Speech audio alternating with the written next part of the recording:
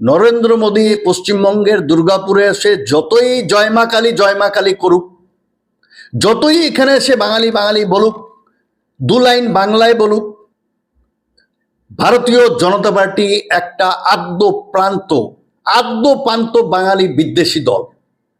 না, আজকে তো তিনি জয় শ্রীরাম বলেননি, আজকে তিনি জয় মা দুর্গা, জয় মা কালী এই স্লোগানগুলোই দিয়েছে। হ্যাঁ, জয় শ্রীরামে কাজ হবে না, উনি জানেন। ওনার এখন চাই ভোট, ওনার চাই এখন বাংলার শাসন ক্ষমতার দখল।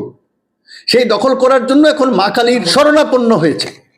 কিন্তু আমি জানতে চাই নরেন্দ্র মোদীর কাছে এবং মোদীর বাচ্চারা যারা পশ্চিমবঙ্গে আছে, মোদীর বাচ্চারা শুভেন্দু এবং অল, তারা কি নরেন্দ্র মোদীকে কালীঘাটে নিয়ে গিয়ে আমার মা কালীর যে প্রসাদ, সেই প্রসাদ দেবে? যেখানে আমাদের মা কালীর প্রসাদে আমরা যে ভোগ দেই সেখানে মাছও থাকে, সব কিছু থাকে, খালি মুখে জয় মা কালী বললে হয়ে গেল?